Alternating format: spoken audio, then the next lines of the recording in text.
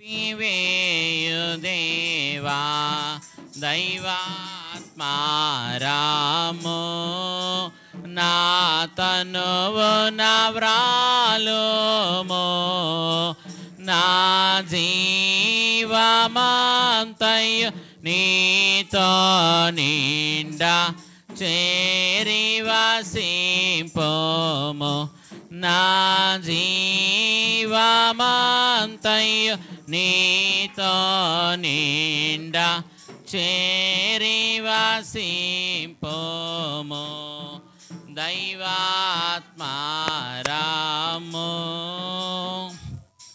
సరే, మంచిదండి. ప్రత్యేకమైన సమయంలో దేవుని యొక్క పరిశుద్ధ గ్రంథంలో నుంచి దేవుని వాక్యాన్ని ధ్యానించుకుందాం. పరిశుద్ధుడైన యిర్మీయా గారు రాసిన యిర్మీయా గ్రంథము 4వ అధ్యాయము 5వ వచనాన్ని పఠించుకుందాం. యిర్మీయా గ్రంథము 4వ అధ్యాయము 5వ వచనం, పేజ్ నెంబర్ 630, పాత నిబంధన పుస్తకము. యూదాలో సమాచారము ప్రకటించుడి, యెరూషలేములో చాటించుడి, దేశములో బోర ఊదుడి, గట్టిగా హెచ్చరిక చేయుడి. ఎట్లనగా ప్రాకారము గల పట్టణములోనికి పోవునట్లుగా పోగైరండి. ఆమేన్. ఈ ప్రత్యేకమైనటువంటి ఆరాధన కార్యక్రమములు ఏకీభించిన మీ ఎల్లరకు ప్రభువైన యేసుక్రీస్తు వారి నామమున కృపయు సమాధానమును సంతోషమును సమృద్ధిని ప్రభు అనుగ్రహించి ఆయన రూపమునిచ్చి మేఘమునకు సిద్ధపరచును గాక. ఆమేన్. ప్రభునందు ప్రియమైన స్నేహితులారా, ఈ ప్రత్యేకమైన సమయంలో దేవుని యొక్క పరిశుద్ధ గ్రంథములో నుంచి దేవుని వాక్యాన్ని ధ్యానించుకుందాం. ఈ దినము యిర్మీయా గ్రంథము 4వ అధ్యాయము 5వ వచనాన్ని మనం జ్ఞాపకం చేసుకున్నట్లయితే, యూదాలో సమాచారము ప్రకటించుడి. మనము బైబిల్ మిషన్ మహోత్సవాల కాలములో మనం వసిస్తూ ఉన్నాం. వచ్చే ఆదివారం నుంచే బైబిల్ మిషన్ మహోత్సవాలు జనవరి నెల 26వ తారీఖు నుంచి 29వ తారీఖు వరకు బైబిల్ మిషన్ మహోత్సవములు మరి గుంటూరు సమీపమున నాగార్జున యూనివర్సిటీ ఎదుట వేయబడిన విశాలమైన పందిరిలో దేవుడు ఘనముగా జరిగించువారై ఉన్నారు. కాబట్టి ఆ మహోత్సవముల కొరకు ఈ దినము కొన్ని విషయాలు ధ్యానించుకుందాం. బైబిల్ మిషన్ ప్రెసిడెంట్ అయ్యగారు reverend doctor J Samuel Kiran అయ్య గారు మిషన్ అంతటా కూడా ఒక క్రొత్త కార్యక్రమం చేపట్టాడు. అదేమిటంటే బైబిల్ మిషన్ మహోత్సవముల దండోరా. ఏంటంట? మహోత్సవముల దండోరా. ఈ కార్యక్రమము మిషన్ అంతటా జరుగుతుంది కనుక దీనికి కొంతమంది క్రూసేడర్స్ని ఏర్పాటు చేసి ఆయా సంఘాలకు వెళ్ళి సంఘాన్ని సమకూర్చి ఈ దండోరా కార్యక్రమాలని దేవుడు ఘనంగా జరిగిస్తూ ఉన్నారు. మరి దేవుడు మహాకృపను బట్టి నేను కూడా 2 సంఘాలకు వెళ్ళి ఈ దండోరా కార్యక్రమం జరిగించా. కాబట్టి ప్రియమైన వారలారా, ఇంకా జరిగించవలసిన సంఘాలు కూడా ఉన్నాయి. కాబట్టి ఇదిరము బైబిల్ మిషన్ మహోత్సవముల దండోరా. ఇంతకీ దండోరా అంటే మీకు తెలుసా? విన్నారా? ఏమ్మా, విన్నారా? వినలేదా? ఏంటి దండోరా అంటే? తెలియచేయటం మంచిది. పాతకాలములో ఇంచుమించు ఒక 4-5 సంవత్సరాలు లేదా 10 సంవత్సరాల క్రితము మరి మనం చూసినట్లయితే అప్పుడు ఇన్ని మాధ్యమాలు లేవు, ఇన్ని వస్తువులు లేవు. ఏదైనా ఒక సమాచారం తెలియచేయాలంటే ఏం చేసేవాళ్ళు? ఒక అతను డప్పు వాయించుకుంటా ఊర్లో తిరిగి ఆ మోత మోగించుకుంటా ఉంటాడు డప్పు. అప్పుడు అందరూ కూడా ఏదో డప్పు సౌండ్ వస్తుంది, ఏదో సమాచారం వచ్చిందని చెప్పి అందరూ కూడా ఆలకించేవారు. అప్పుడు చెప్పేవాడు విషయం. అవునా? పూర్వకాలము రేషన్ ఇవ్వాలన్నా కూడా ఏం చేసేవాళ్ళు? దండోరా వేసి డప్పు వేసి చెప్పేవారు. ఏదైనా ఒక ముఖ్యమైన కార్యక్రమం అనుకో దాని గురించి కూడా ఏం చేసేవాళ్ళు? అమ్మ చెప్పేవారు, చెప్పలేదా? దీన్నే దండోరా అంటారు. ఏమంటారు? దండోరా. అలాగే బైబిల్ మిషన్ మహోత్సవాలకు కూడా దండోరా వేయించమన్నారు ప్రెసిడెంట్ అయ్యగారు. ఇదిగో బైబిల్ మిషన్ 87వ సంవత్సరం మహోత్సవాలు అని చెప్పి ఏం చేయాలా? అనగానే కింద డప్పు కొడతా ఉంటారు. అవునా? కొన్ని చోట్ల డప్పు కొట్టేవారు ఉంటారు బాగా. కనుక మహోత్సవముల దండోరా అంటే మహోత్సవముల గురించి ప్రసంగిస్తూ అందరికీ తెలియచేయాలి. నిన్నే దండోరా అంటారు, అవునా కాదా? 2025 సంవత్సరం మహోత్సవములు జరుగుతున్నాయో. తేదీలు జనవరి 25 రాత్రి నుంచి 29 మధ్యాహ్నం వరకు అనగానే ఏం చేయాలా? డప్పు మోగిస్తూ ఉండాలి. ఇదే దండోరా. మీకు నవ్వుగా ఉండొచ్చామో కానీ వాస్తవం ఇది. వెనకటి కాలం ఇంతే చెప్పేవారు, పూర్వం అంతేనమ్మా చెప్పేది. కాబట్టి ఒకటి చదవబడిన వాక్య భాగంలో మనం చూసినట్లయితే 5 విషయాలు ఉన్నాయి. ఈ 5 విషయాలు మనం ధ్యానించుకుందాం. దేవుడు కూడా పాత నిబంధన పుస్తకంలో ఇర్మియా గ్రంథంలో రాయిస్తూ యోధాలో సమాచారము ప్రకటించుడి. యోధాలో సమాచారం ఏం చేయాలంట?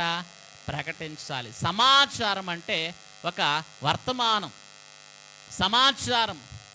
ఒకటిగా మనం చూస్తే 5 మాటలు. మొదటిది సమాచారము, రెండవది చాటించుట ఆ వాక్యంలోనే, మూడవది మనం చూస్తే బోర ఊదుట, నాలుగవది మనం చూస్తే గట్టిగా హెచ్చరించుట, ఐదవది పోగు చేయుట. ఏం చేయటం అంట? పోగు చేయటం. ఈ 5 మాటల గురించి ఈ దినము క్లుప్తముగా ధ్యానించుకుందాం. మొదటి మాట ఏంటి? సమాచారము. రెండవ మాట చాటించుట. మూడవ మాట బోర ఊదుట. నాలుగవ మాట గట్టిగా హెచ్చరించుట. ఐదవది పోగు చేయుట. ఈ 5 మాటల గురించి ఈ దినము ధ్యానించుకుందాం. మొదటి మాట సమాచారము. దండోర వేసేటప్పుడు ఏముంటుంది ఆయన దగ్గర? అయ్యా ఏదో చెప్పడానికి వచ్చాడు. ఆ శబ్దం వినగానే, డప్పు శబ్దము, అందరూ కూడా చేసే పని మొత్తం ఆపేసి ఒక్కసారి ఆలకిస్తారు చెవులు పెట్టి, అవునా కాదా? అంటే ఏదో సమాచారం వచ్చింది, దండోరా వేస్తున్నారని చెప్పి ఏం చేస్తారు? అందరూ ఆయన ఏం చెప్తాడా అని చూసేవాళ్ళు. అప్పుడు చెప్తాడన్నమాట సమాచారం, అవునా? కాబట్టి మొదట సమాచారం ఏంటంటే, సమాచారం మొట్టమొదటిది బైబిల్ మిషన్ మహోత్సవములు 87వ సంవత్సరం. ఇదే సమాచారం. ఎప్పుడు? తేదీలు జనవరి నెల 26, 27, 28, 29 అని చెప్పి ఏం చేయాలా? మరి డప్పు వాయిస్ చెప్పాలి. ఇదే సమాచారం. దీన్నే దండోరా అంటారు. కాబట్టి మొట్టమొదటిది ఏంటంటే బైబిల్ మిషన్ మహోత్సవములు 87వ సంవత్సరం సమాచారం, ఇదొకటి.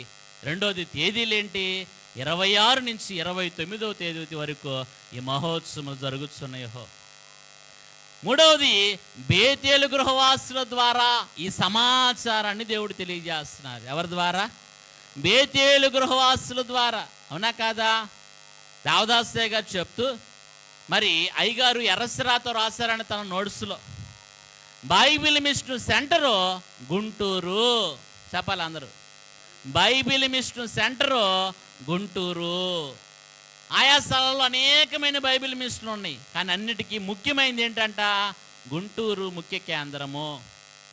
కాబట్టి ప్రియమైన వాళ్ళారా, రాజమండ్రిలో దేవుడు బయలుపరిచాడు బైబిల్ మిషను. అక్కడి నుంచి ఆ తర్వాత ప్రతిపాడుకు దేవుడు నడిపించాడు. ప్రతిపాడు నుంచి తాడేపల్లిగూడెం, అక్కడ స్వస్థాలు పెట్టి దైవజనులు ఎన్నో స్వస్థ కార్యాలు చేశారు. అక్కడ నుంచి దేవుడు మరి బేతేలు గృహమునకు నడిపించారు. బేతేలు గృహం వరండాలోనే పూర్వకాలం సభలు జరిగాయి. ఎక్కడ జరిగాయమ్మా? బేతేలు గృహం వరండాలోనే మరి సభలు జరిగాయి.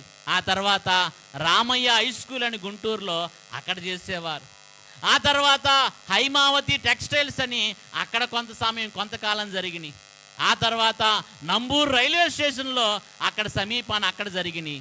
చివరకు నాగార్జున యూనివర్సిటీ ఎదురు వేయబడిన విశాలమైన పందిరిలో దేవుడు సభల్ని, మహోత్సవాలను జరిగిస్తూ ఉన్నారు. కాబట్టి ఇదంతా కూడా ఏంటి? సమాచారము. అందుకని యెషయా గ్రంథము 53వ అధ్యాయం 1వ వచనం మీరు చూసినట్లయితే ఒక చక్కని మాట ఉంటుంది, చదువుతారా? యెషయా గ్రంథం 53:1. మేము తెలియచేసిన సమాచారము ఎవరు నమ్మును, ఎవడు నమ్మెను? నమ్మును కాదు, యెహోవా బాహువు ఎవనికి బయలుపరచబడెను. చాలమ్మా. కాబట్టి ప్రియమైన వాళ్ళారా, ఇక్కడ యెషయా భక్తుడు అంటూ ఉన్నాడు, మేము తెలియచేసిన సమాచారము ఎవడు నమ్మెను. కాబట్టి సమాచారాన్ని నమ్మాలి. నమ్మినప్పుడే మనకి ఆశీర్వాదం, దీవెన దొరుకుతుంది. అమ్మ దేవదూత ఉదాహరణ మీకు అర్థమయ్యేటట్టు చెప్పాలంటే, పరలోకము నుంచి మరి గుడ్ మెసెంజర్ లేదా మరి గాడ్ ఆఫ్ మెసెంజర్ అంటారు గాబ్రియేలు దూతని. ఈ దూత గొర్రెల కాపరుల దగ్గరకు వచ్చి సమాచారం తెలియజేసిందా, తెలియజేయలేదా? సమాచారాన్ని గొర్రెల కాపరులు నమ్మారా, నమ్మలేదా?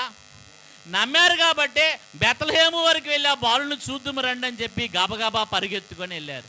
అమ్మా, నమ్మారా లేదా? కాబట్టి సమాచారాన్ని నమ్మిన వారు గొప్ప దీవెన పొందుకున్నారు. అవునా కాదా? గొర్రెల కాపరులు ఇప్పుడు కాలంలో ఎక్కడ క్రిస్మస్ జరిగినా ఎవరి గురించి మాట్లాడతారు? అవునా? ఏ స్క్రిప్ట్లో కూడా ఎవరు ఉంటారు? ఎందుకని? వారు సమాచారాన్ని నమ్మారు. దాని ప్రకారము ఆ తెలుసుకున్న ఆ వర్తమానము ప్రకారం వారు నడిచారు, బాలుని చూసి ఆనందించారు కనుక మరి వారు గొప్ప ధన్యులయ్యారు. కాబట్టి సమాచారాన్ని మనం కూడా ఏం చేయాలా? నమ్మాలి. నమ్మలేని వారికి కూడా నమ్మిక కలిగించేవారే దేవుడు. చూడండి, వినటాన్ని బట్టే విశ్వాసం వస్తుందంట. వినకపోతే ఏమి రాదు. చాలామందికి వాక్యం వినరు, ఎప్పుడో వస్తారు, ఎప్పుడో వెళ్తారు. వాక్యం వినకపోతే నీలో విశ్వాసం పెరగదు. అక్కడ ఉన్నట్టు అక్కడే ఉంటావు. ఎదగాలంటే ఏం చేయాలా? వాక్యాన్ని వినాలి. రోమాపత్రిక 10వ అధ్యాయం 17వ వచనంలో ఒక మాట ఉంటుంది. కాగా వినుట వలన విశ్వాసము కలుగును. క్రీస్తును గూర్చిన మాటలు వినుట వలన ఏం కలుగుద్దంట? విశ్వాసము కలుగుద్ది. ఏ బడాయి మాటలు కాదు, లేనిపోని లోక సంబంధమైన మాటలు కాదు. ఏ మాటలు వింటే కలుగుద్దంట? యేసయ్యని గురించిన మాటలు నీ వింటే నీకేం కలుగుద్ది? విశ్వాసం కలుగుద్ది. ఆదివారం ఆరాధనకు ఎందుకు వచ్చేది? దేవుని మాటలు విని మన విశ్వాసాన్ని పెంచుకోవడానికి. దేనికమ్మా? దేవుని మాటలు విని మన విశ్వాసాన్ని బలపరుచుకోవడానికి, మన విశ్వాసాన్ని పెంపొందించుకోవడానికి, దేవుని ఎడల మనం ఇంకా ఆనుకునే విధంగా మన విశ్వాసాన్ని కాపాడుకోవడానికి ఆరాధన. అర్థమైందా? కాబట్టి వాక్యాన్ని శ్రద్ధగా వినాల. వింటే దీవెనలన్నీ మనకే. చూస్తారా? ద్వితీయోపదేశకాండ గ్రంథము 28వ అధ్యాయము మరి ప్రారంభ 2 వచనాలు చదువుతారా? ద్వితీయోపదేశకాండ గ్రంథము 28వ అధ్యాయము ప్రారంభంలో 2 వచనాలు చదివితే చదవండి. నీవు నీ దేవుడైన యెహోవా మాటలు శ్రద్ధగా విని నేడు నేను నీకు ఆజ్ఞాపించు ఆయన ఆజ్ఞలన్నిటినీ అనుసరించి నడుచుకుని ఎడల మీ దేవుడైన యెహోవా ఆ భూమి మీద ఉన్న సమస్త జనుల కంటే నిన్ను హెచ్చించును. నీవు నీ దేవుడైన యెహోవా మాట వినని ఎడల ఈ దీవెనలన్నీ మీ మీదకి వచ్చి ప్రాప్తించును. కాబట్టి నువ్వు పట్టణంలో దీవించబడతావు, నీవు పొలములో దీవించబడతావు, నీ పంటలు దీవించబడతాయి, నువ్వు దుక్కుటెద్దులు మందలు దీవించబడతాయి, నీ పిండి పిసుకు తొట్టియు నూనె బుడ్డియు దీవించబడతాయి. నువ్వు లోపలికి వెళ్ళినా దీవెనకరంగా ఉంటావు, బయటికి వచ్చినా దీవెనకరంగా దేవుడు చేస్తాడు. ఎప్పుడంటమ్మా? స్టార్టింగ్ ఏం చెప్పారు? నీ దేవుడైన యెహోవా మాటలు నువ్వు శ్రద్ధగా వినాలి. కాబట్టి ఈ సమాచారాన్ని కూడా మీరు వింటే ఈ దీవెనలన్నీ మీ మీదకి వస్తాయి. మహోత్సవాలకి రావటాన్ని బట్టి ఏం దీవెనయ్యా మాకంటే, మహోత్సవాలకు రావటాన్ని బట్టి ఈ సంవత్సరం అంతా దీవెన మన మీద ఉంటుంది. మన పొలములు దీవించబడతాయి, మన పంటలు దీవించబడతాయి, మన మందలు దీవించబడతాయి, మన దుక్కిటెద్దులు దీవించబడతాయి. అలాగూ నీవు ఆశీర్వాదకరంగా ఉంటావు. నీ పిండి పిసుకు తొట్టియు నూనె బుడ్డియు కూడా ఏమవుద్ది? దీవించబడుతుంది. నీవు లోపలికి వచ్చినప్పుడు దీవించబడతావు, నీ వెలుపలికి వెళ్ళినప్పుడు దీవించబడతావు. నీ పట్టణంలో దేవుడు నిన్ను ఏం చేస్తాడు? గొప్పగా దీవెనకరంగా ఉంచుతాడు. ఎప్పుడు? ఆయన సమాచారం, ఆయన మాటని నువ్వు విన్నప్పుడు. కాబట్టి సమాచారాన్ని నమ్మాలంటారా వద్దంటారా? నమ్మాలి. దైవజనులు అన్నారు, నమ్మి జీవించుడి, శ్రీ యేసు క్రీస్తును నమ్మి జీవించుడి. నమ్మిన వారికి నరకము తప్పును, నమ్మిన వారికి మోక్షము దొరుకును. నమ్మిన వారికి నరకము తప్పును, నమ్మిన వారికి మోక్షము దొరుకును.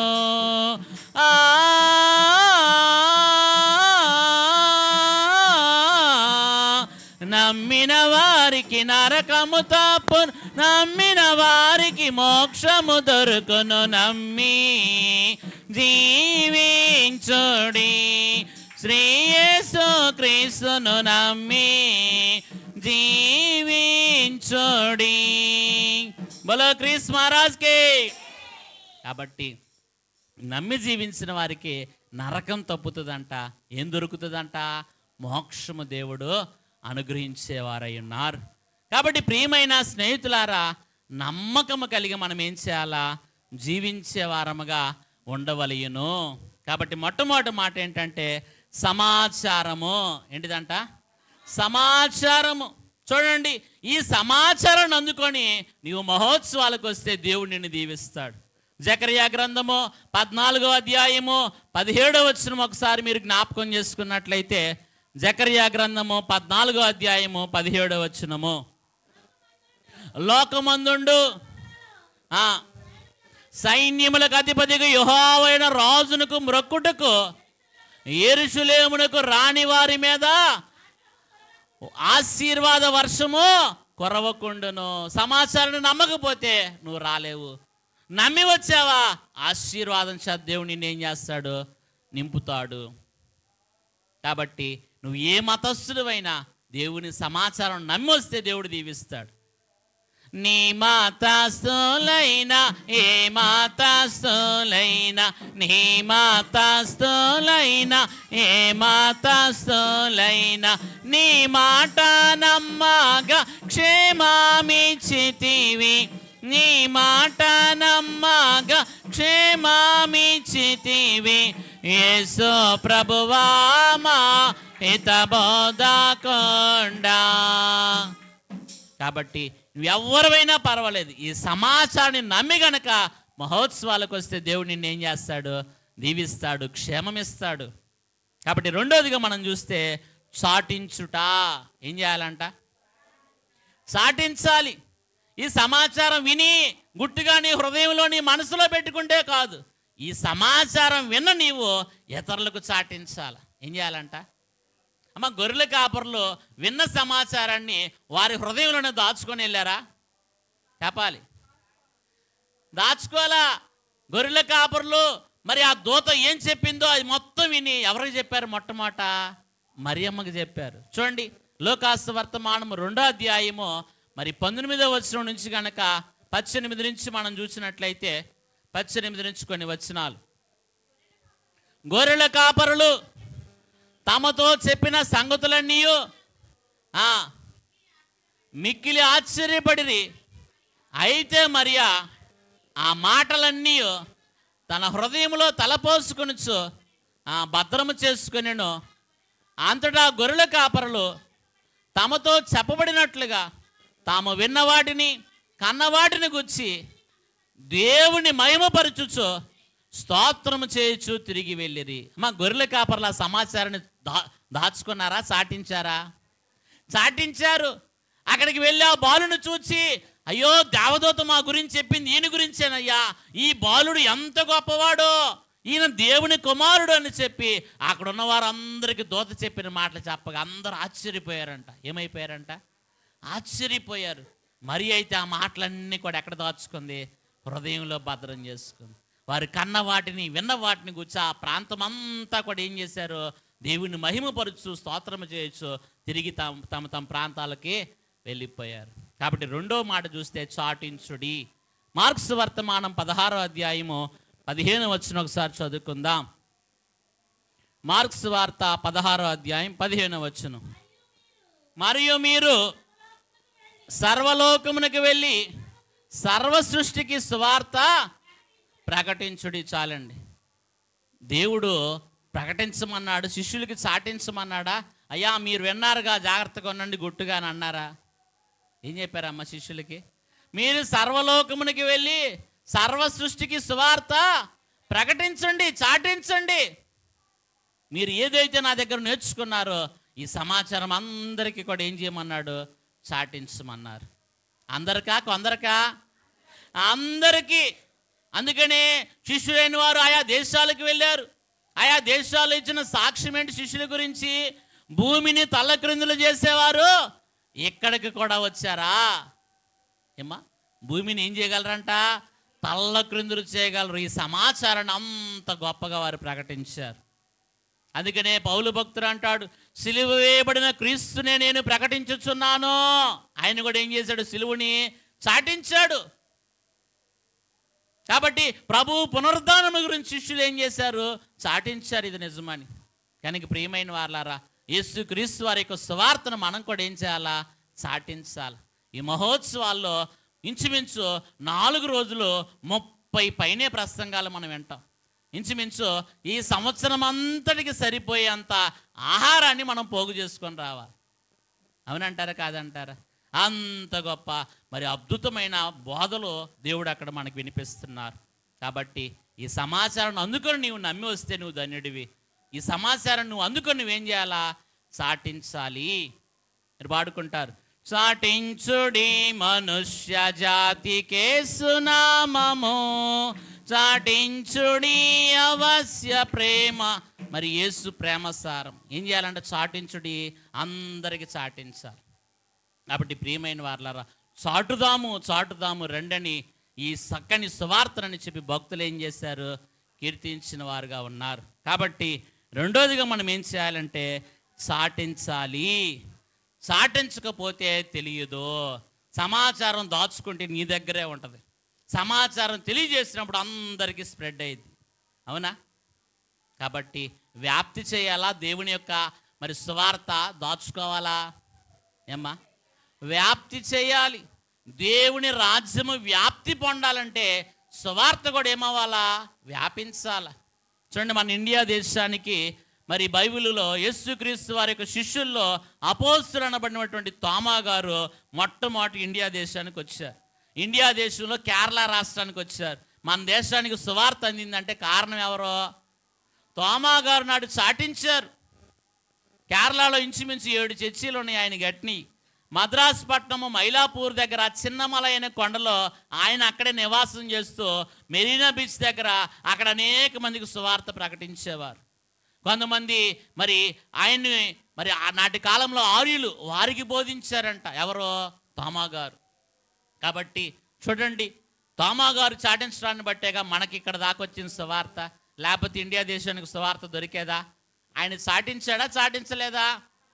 చాటించాడు. కాబట్టి మహోత్సవాల గురించి మనం కూడా ఏం చేయాలి? ఇతరులకి చాటించాలా. తెలియని వారు ఎంతోమంది ఉన్నారు ఈ మహోత్సవాలు. వారికి మనం ఏం చేయాలా? ఈ మహోత్సవాల గురించి చాటించాలా. ఇక్కడ జరిగే గొప్ప గొప్ప కార్యాల గురించి చాటించాలా. ఇన్ని లక్షల మంది ఇక్కడికి వస్తున్నారు, వారందరికీ ఉచిత వస్తువులు భోజనాలు కల్పిస్తున్నారు. వీటన్నిటి గురించి మనం ఏం చేయాలా? చాటించాలి. కాబట్టి చాటిస్తే దేవుని పని నువ్వు చేసిన వాడు అవుతావు. ఏం చేసినట్టు అవుతమ్మా? దేవుడు పని నువ్వు చేస్తే దేవుడు నీ పని చేస్తాడు. నువ్వు దేవుని పని చేయకపోతే నీ పని కూడా దేవుడు చేయడు. అయ్యగారు అన్నారు, నీవు నా పని మీద వెళ్ళుము, నేను నీ పని మీద వెళ్ళు. ఈ విచిత్రమైన మాట యేసు ప్రభువు పలుకుచుండు. ఏకాంత స్థలము కోరుము, దేవుని ప్రార్థింప ఏకాంత స్థలము చేరుము. కాబట్టి నీవు నా పని మీద వెళ్ళు, నీ పని మీద నేను వెళ్తాను. కాబట్టి అద్భుతమైన మాట. ఒకానొక సందర్భంలో బైబిల్ మిషన్లో గొప్ప అధికారి ఆయన తమ బిడ్డకు జ్వరం వచ్చింది, కానీ దేవుడి పని ముందున్నది కనుక ఎప్పుడైతే దేవుని పని వెనకేస్తే మాత్రం, నేను నా బిడ్డ దగ్గర ఉంటే మాత్రం నా బిడ్డ నేనేమన్నా తగ్గగలనా? నా బిడ్డ నేనేమన్నా బాగు చేసుకోగలనా? అన్నీ చేయగలిగిన వారు ఎవరు? దేవుడే. కాబట్టి నేను దేవా నీ పనికి వెళ్తున్నా, నా బిడ్డ పని నీవే చూసుకోయి అని చెప్పి ప్రభువు మీద అనుకుని విశ్వాసంతో ముందుకెళ్ళాడు. ఆయన దేవుని పని చేసి వచ్చాడు. వచ్చేసరికి బిడ్డ జ్వరం అంతా తగ్గిపోయి చక్కగా లేచి ఆడుకుంటున్నాడు. ఎవరు చేశారు ఈ కార్యం? దేవుడు చేశారు. నువ్వు ఆయన పని మీద వెళ్తే విశ్వాసంతో దేవుడు నీ పని కూడా ఏం చేస్తాడు? చక్కపరుస్తాడు. కాబట్టి ఈ సమాచారం నువ్వు చాటిచ్చావా, దేవుడు నీ పని కూడా ఏం చేస్తాడు? ఒక దగ్గర నుంచి అన్ని చక్కపరుచుకొని వస్తాడు. కాబట్టి మొట్టమొదటి మాట సమాచారము. రెండోది ఏం చేయాలి? సమాచారం అందుకొని నీవు చాటించాలి. మూడోది మనం చూస్తే బోర ఊదుట. ఏంటిదంట?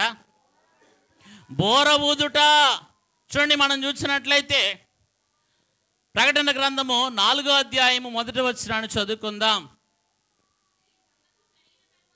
ఈ సంగతులు జరిగిన తర్వాత నేను చూడగా ఇదిగో పరలోకమందు ఒక తలుపు తెరవబడి ఉండెను. మొదట వినిన స్వరము బోరధ్వని వలె నాతో మాటలాడగా వింటిని. చాలమ్మ, ఏ ధ్వని అంట? బోరధ్వని. ఈ బోరే సువార్త బోరా. ఏ బోర అంటమ్మా? సువార్త బోర. ఒక దైవజనుడు అంట మన మన ఆంధ్ర ప్రాంతం నుంచే మరి తమిళనాడు ప్రాంతానికి దేవుడు నడిపిస్తే అక్కడికి వెళ్ళాడు సువార్తకి. ఆ నీలగిరి కొండల్లో ఆ కొండకి ఈ కొండకి మధ్య కొంతమంది గిరిజనులు ఉంటారంట. వాళ్ళకి సువార్త ప్రకటించడానికి మధ్యలో కొండ దిగడానికి మన వల్ల కాదు. ఆ బాట, రాళ్ళు ఇవన్నీ కష్టం. వారికి అప్పటి కాలంలో మైకులు ఉండేవి కాదుగా. అందుకని ఒక రేకు ముక్క తీసుకొని ఒక బోరలాగా చుట్టి దానిలో నుంచి మాట్లాడేవాడంట. వారికి వినపడేదంట. అలాగున సువార్త ఏం చేశారు? ప్రకటించారు. బైబిల్ గ్రంథంలో ఈ బోరలను పరిచయం చేసింది ఎవరంటే దేవుడే. ఎవరు పరిచయం చేశారు? దేవుడే. చూడండి, సంఖ్యాకాండ గ్రంథము 10వ అధ్యాయంలో మీరు చూసినట్లయితే ఈ బోరలు దేవుడు మొట్టమొదటిగా పరిచయం చేశారు మోషే గారికి. చూడండి, సంఖ్యాకాండం 10వ అధ్యాయము 1వ వచనము. యెహోవా మోషేకు ఇలాగు సెలవిచ్చెను, నీవు 2 వెండి బోరలు చేయించుకొనుము, నకిషి పనిగా వాటిని చేయింపవలయును. అవి సమాజమును పిలుచుటకును సేనలను తరలించుటకును నీకుండవలెను. ఊదువారు వాటిని ఊదినప్పుడు సమాజము ప్రత్యక్షపు గుడారం యొక్క ద్వారమును ఎదుట నీ వద్దకు కూడి ఈ బోర ఊదినప్పుడు నువ్వు వినాలా, శబ్దం విని గబగబా రావాలా. అవునా కాదా? సమాజాన్ని మరి తరలించడానికి, సమాజాన్ని పిలవడానికి కూడా ఏం చేయమన్నాడు దేవుడు? వెండి బోరలు 2 చేయించు మోషే. వాటి శబ్దము ఒక్కొక్క విధంగా ఊదు. ఒకసారి ఇలా ఊదినప్పుడు సమాజం రమ్మని, ఇంకొకసారి ఇంకొకలా ఊదినప్పుడు సమాజం బయలుదేరి వెళ్ళాలని. కాబట్టి ప్రియమైన వాళ్ళారా, బోరధ్వని. ఏ బోర ఇది? సువార్త అనే బోర. ఏ బోర అంట? కాబట్టి మహోత్సవముల గురించి నీవు కూడా బోర ఊదినట్టు ఓదాల. బోర బాగా వినపడుద్దా వినపడదా అమ్మా? ఈ బయట కట్టింది బాకా అంటారు. దాన్నే కొంతమంది పాత భాషలో బోరా అంటారు. ఈ బోర వినపడుతున్న భాష గారు చాలా దూరం. చెబుతారా చెప్పరా? ఎక్కడి దాకా వినపడింది? ఇంచుమించు 4 కిలోమీటర్ల దాకా వెళ్తుంది ఈ బోర. వెళ్తుందా వెళ్ళదా? నువ్వు సౌండ్ పెంచితే ఇంకా కొంచెం దూరం వెళ్తుంది. కాబట్టి బోరా మహోత్సవముల గురించి మొదట నీవు నీ ఇంటిలోనే బోర ఓదాల. ఎక్కడ ఓదాలమ్మా? నీ ఇంటిలో బోర ఓదాల. ఆ తర్వాత నీ వీధిలో నువ్వు బోర ఓదాల. ఆ తర్వాత నీ ఊరిలో నీవు బోర ఓదాల. ఆ తర్వాత నీవు నీ సంఘములో బోర ఓదాల. ఆ తర్వాత సమాజంలో బోర ఓదాల. నీ పట్టణంలో బోర ఓదాల. ఇలా ఊదుచు నువ్వు మహోత్సవాలకు వెళ్ళి అబ్బాయి దేవుడే వారందరూ నడిపిస్తాడని అన్నారు. ఏం చేయాలంట? బోర దగ్గర పెట్టుకుంటే ఉపయోగం లేదు. బోర ఏం చేయాలా? వాడాలా, ఓదాలా. రేపు ప్రభువు కూడా రాకడ సమయంలో, సంఘం ఎత్తబడే సమయంలో బోర ఊతారు. చూస్తారా? కొరింథీయులకు రాసిన మొదటి పత్రిక 15వ అధ్యాయము 51, 52 వచనాలు మీరు గమనించినట్లయితే, కొరింథీయులకు రాసిన మొదటి పత్రిక 15వ అధ్యాయం 51, 52 వచనాలు.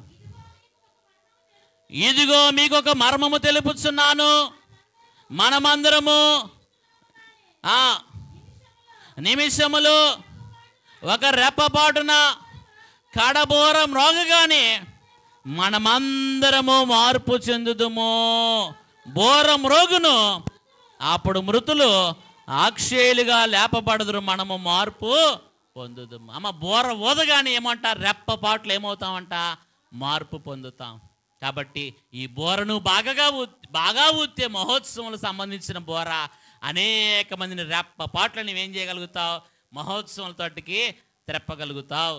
కాబట్టి బోరధ్వని బాగా ఓదాల. ఒకటి ఎక్కడ ఓదాలా? నీ ఇంటిలో ఊదు, తర్వాత నీ వీధిలో ఊదు, నీ గ్రామములో ఊదు, నీ సంఘములో ఊదు, నీ సమాజంలో ఊదు, నీవు నివసించే ప్రాంతాలు పరిసరాల్లో ఊదు. వీరందరిని కూడా ఎక్కడికి నడిపించగలుగుతావు? మహోత్సవములకు నీవు నడిపించేవాడిగా తయారవుతావు. కాబట్టి మొట్టమొదటిది ఏం చెప్పాను? సమాచారము, మహోత్సవముల గురించిన సమాచారం. రెండోది సమాచారమైన నీవేం చేయాలా? సాటించాలా. కొంతమంది మామూలుగా చెప్పచ్చు. మూడోది సమాచారాన్ని ఏం చేయాలా? బోరబూది ఏం చేయాలా? చాటించాలా. నాలుగోదిగా మనం చూస్తే గట్టిగా హెచ్చరించుట. ఏం చేయాలంటమ్మా? చూడండి, ఈ హెచ్చరించుట్లో చాలా ఉన్నాయి. ఒకటి, ప్రార్థనాపూర్వకంగా హెచ్చరించాలా. ఏం చేయాలంట? ప్రార్థనాపూర్వకంగా హెచ్చరించాలా. మహోత్సవములకు ప్రార్థన ద్వారా సిద్ధపడాలా. నేను వెళ్తానులే, నాకు శక్తి ఉందిలే అనుకుంటే అవదు. దేవా, మహోత్సవాలకు నన్ను సిద్ధపరచున ప్రార్థనాపూర్వకంగా నీవు నీ కుటుంబం ఏమవ్వాలా? సిద్ధపడాలా. మహోత్సవాల కొరకు ప్రార్థించాలా. 60 ప్రార్థన అంశాలు ఇచ్చారు. ఎన్నమ్మా? 60 ఉన్నాయి మహోత్సవాల కొరకు ప్రార్థన అంశాలు. మరి ఈ మహోత్సవాల గురించి అంశాలన్నీ కూడా మనం ఏం చేయాలా? ఎత్తి ప్రార్థించాలి. చూడండి, మహోత్సవాలు జరిగే స్థలంలో మీరు చూస్తే గొలుసు ప్రార్థనలు ఉంటాయి. ఏం ప్రార్థనలమ్మా? ప్రతి గంటకు ఒక బ్యాచ్. ఉదయం 9 నుంచి సాయంత్రం 3 గంటల వరకు సభ అయ్యేంత వరకు వరుసగా ఒక్కొక్క బ్యాచ్ గొలుసు ప్రార్థనలు కంటిన్యూగా ఆగవన్నమాట. ఆ బ్యాచ్ అయిపోగానే ఇంకో బ్యాచ్ రెడీగా అందుకుంటాడు, ఆ ప్రార్థన అంటుకుంటారు, కొనసాగిస్తూనే ఉంటారు. కాబట్టి ప్రియమైన వారలారా, ఇన్ని ప్రార్థనలు ఉంటే మహోత్సవాలు దేవుడు అంత ఘనంగా జరిగిస్తున్నారు. కాబట్టి ప్రార్థనాపూర్వకంగా ఏం చేయాలా? సిద్ధపడాలి. రెండోది, మహోత్సవాలకు విస్తారమైన ఖర్చు, మీ అర్పణలు కూడా అందించాలి. ఇంచుమించు మహోత్సవాలకి ఈ సంవత్సరం 6 కోట్లు ఖర్చు అవుతుందని ఎస్టిమేషన్. ఎంతమ్మా? 6 కోట్లు. మరి మహోత్సవాలకి విశాలమైన పందిరి, ఇంచుమించు 72 కాణాలు. అవి సారకపోతే ఇంకా కూడా పక్కన ప్రెసిడెంట్ అయ్య గారు వేయిస్తారు. మరి అంతమందికి వచ్చిన వారందరికీ భోజనాలు. ఏమ్మా, నువ్వు ఎప్పుడు వచ్చినా కూడా వేడివేడిగా ఏం చేస్తున్నారు? మన ఇంట్లో అన్న మనం పెడతామో పెట్టలేము. చుట్టాలు వస్తే ఒకసారి 10 మంది వచ్చి పడ్డారనుకో, చుట్టాలు ఏం చేస్తాం? ఒకరోజు ఎంతో తిప్పలు పడాలా. ఇక వాళ్ళ వడ్డీ లేక వండలేక ఎప్పుడు వెళ్తారా బాబు అనుకుంటాం. కానీ మహోత్సవాల్లో మరి అంత విశాలమైన మరి పందిరిలో అందరూ అక్కడే కూర్చుంటారు. వారి దగ్గరికి ఏమొస్తుంది? భోజనం వస్తుంది. కనుక ప్రియమైన వారలారా, మహోత్సవాలకి ఈసారి ప్లేట్లు గ్లాసులు ఎవరంట? ప్లేట్లలో పెట్టేవారు. ప్లేట్లు ఆడబడితే ఆడ పడేస్తున్నారంట. చాలా ప్లేట్లు పోయినసారి పోయినాయి. అందుకని మీరే మీ ఇంటి దగ్గర నుంచి తెచ్చుకోమన్నారు. ఈసారి మన వస్తువు అయితే మనకు జాగ్రత్త ఉంటుంది, పక్కోడి వస్తువు అయితే జాగ్రత్త ఉంటుందా? ఉండదు. తింటాం, ఆడ పడేసి వెళ్ళిపోతాం. అదే మందానికి ఏం చేస్తాం? తినాడు పడేస్తామా? శుభ్రంగా అప్పుడే కడుక్కుంటాం, జాగ్రత్తగా సంచిలో పెట్టుకుంటాం. అవునా? కాబట్టి ఈసారి మహోత్సవాలకి మీ అంతటి మీరే ఏం చేయమంటున్నారు? తెచ్చుకోండి ఇంటి దగ్గర నుంచి. తెచ్చుకోకుండా మర్చిపోయి వచ్చారనుకో, అక్కడ మళ్ళీ బఫే ప్లేట్లు కొనుక్కోటి తినాల్సి వస్తుంది. మన ఇంటి దగ్గర ఉంటే శుభ్రంగా తీసుకెళ్ళటమే ఉత్తమం. కాబట్టి ప్రియమైన వాళ్ళారా, మహోత్సవాలకు విస్తారమైన ఖర్చు, అర్పణలు మన వంతుగా మనం కూడా ఏం చేయాలా? మహోత్సవాల కొరకు ఇస్తే దేవుడు దీవిస్తారు. ఉత్సాహముతో ఇచ్చేవాడిని దేవుడు ఎంతో నిశ్చయముగా ఆశీర్వదించే దేవుడు. ఈయుడి మీకు ఇయ్యబడును. ప్రభుకి ఇస్తే ప్రభు బాకీ పడ్డు. మనుషులకి ఇస్తే బాకీ పడతారేమో, కానీ ఎగ్గొడితే దేవుడికి ఇచ్చి బాకీ పడేవారు ఎవరు కూడా ఉండరు. కాబట్టి మహోత్సవాలకు నువ్వు అంత ఇస్తే, దేవదాసయ్య గారు ఒక మాట అన్నారు, చింతాకంత నీవు ఇస్తే అంట, తాటాకంత దీవెన దేవుడు నీకు అనుగ్రహిస్తా అంట.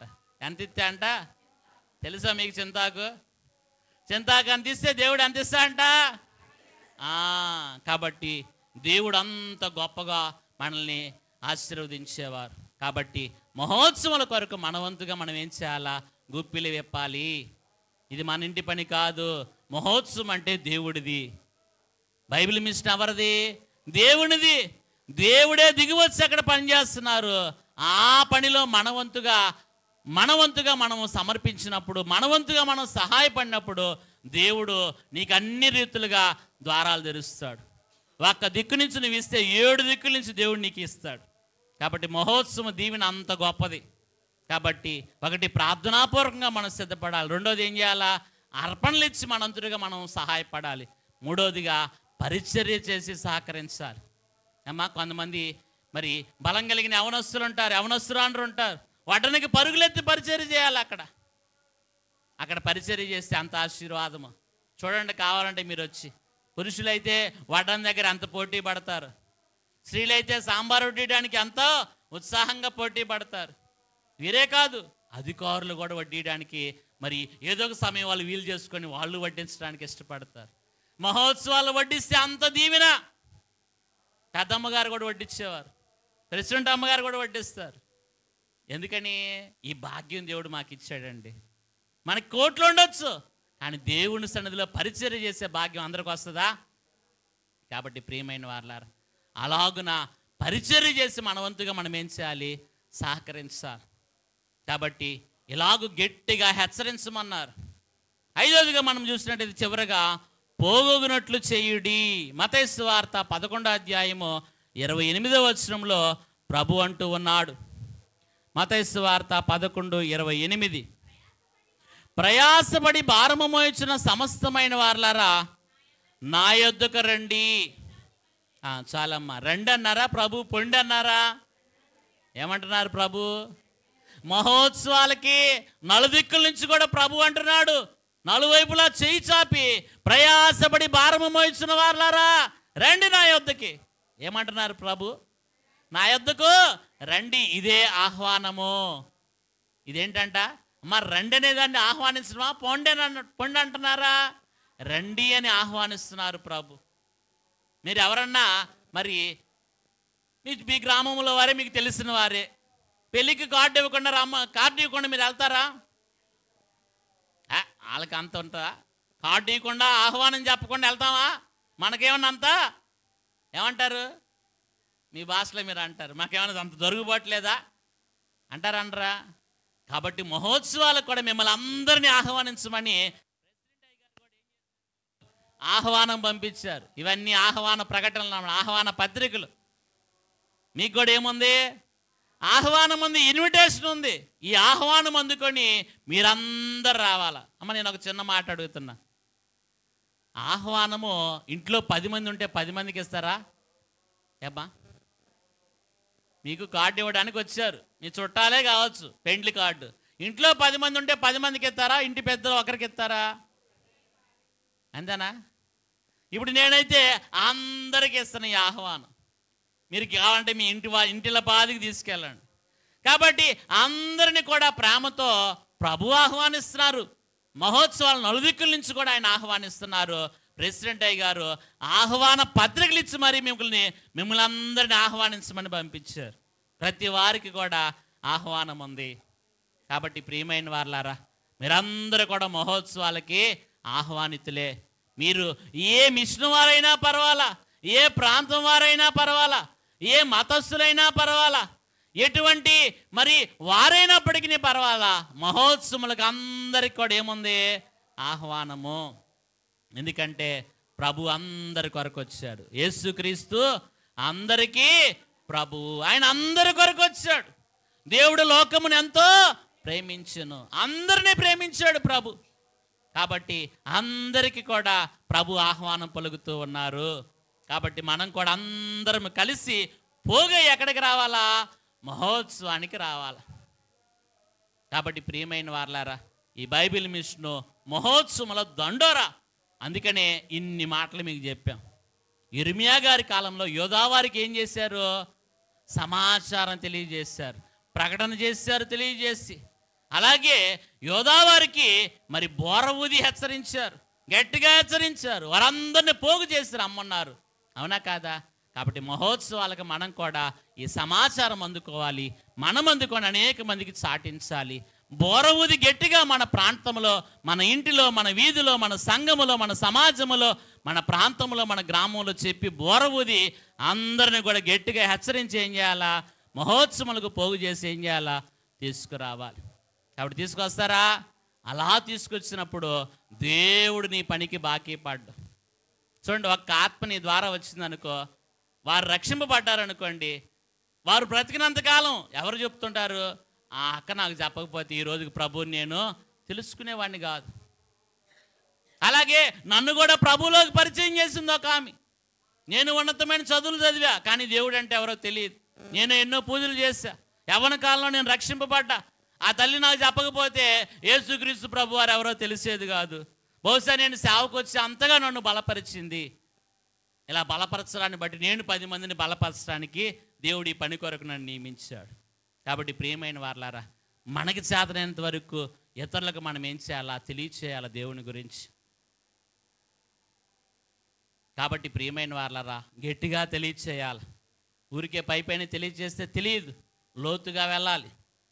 చూడండి, మీకు తెలిస్తే సముద్రము లోతుగా వెళ్తేనే ముత్యాలు దొరుకుతాయి. అయ్యా, పైపైన దొరుకుతాయా? లోతుగా వెళ్ళినప్పుడు శ్రేష్టమైన ముత్యాలు మనకి దొరుకుతాయి. అవి చాలా విలువైనవి. కాబట్టి స్వార్థ అంతకంటే విలువైనది. కాబట్టి ఈ స్వార్థను మనం అందరికీ కూడా ఏం చేయాలా? తెలియచేయాలి.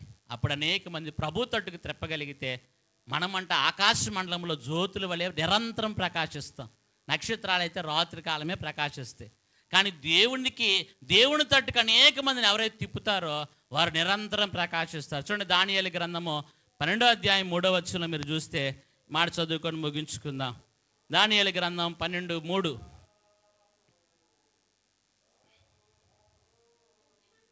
బుద్ధిమంతులైతే ఆకాశ మండలములోని జ్యోతులను పోలిన వారై నీతి మార్గమును అనుసరించి నడుచుకున్నట్లు ఎవరు అనేకులను త్రిప్పుదురో వారు నక్షత్రముల నిరంతరము. మీరు ఎంతమందిని తిప్పుతారో వారు ఎలాగుంటారంట? బుద్ధిమంతులుగా నిరంతరము ప్రకాశించేవారుగా ఉంటారు. అంటే దేవుని మహిమ చేత నింపబడే వారముగా, నిత్యము ప్రకాశించే వారముగా మనం ఉంటాం. కాబట్టి అట్టి గొప్ప దీవెన చేరిన మనకెల్లరికి పరిశుద్ధాత్మ తండ్రి అనుగ్రహించును గాక. ఆమేన్. పరిశుద్ధమైన తండ్రి, మీకు వందనాలు, స్తోత్రాలు. చెప్పండి, వాక్యం బిడ్డల హృదయాల్లో ముద్రించుము. దేవా, నూరంతులుగా ఫలింపచేయము. మహోత్సవముల సమాచారం మీరు అందుకొని అనేక మందికి చాటించి బోరవేసి ప్రకటన చేసి ప్రభువా అయ్యా అనేక మందిని గట్టిగా హెచ్చరించి పోగు చేసి మహోత్సవములకు నడిపించగలిగిన గొప్ప దీవెన ధన్యత ప్రతి వారిని కూడా మీరు ప్రేరేపించి పురుకొల్పించి ఎట్టి నాయన మహోత్సవముల దొండోరాలు అందరూ ఏకీభవించి నీ నాయన మహోత్సవముల తట్టుకు అనేక మందిని త్రెప్పగలిగిన గొప్ప అనుభవమును, అటు శక్తిని, బలమును, జ్ఞానమును దయచేసి మీరే మహిమ పొందమని మా మంచి మహోత్సవ నిర్వాహకులు మహోత్సవములకు నాయన తన పరలోక సింహాసమును దించివేసి మహోత్సవంలో ఉండి తన మహిమ చేత అనేక మంది మీద తన మహిమను ఉదయింప చేయొచ్చు ఉన్న మన ప్రభు యేసుక్రీస్తు వారి నామమున అడిగి వేడుకొనుచున్నాము మా పరమ తండ్రి. ఆమేన్.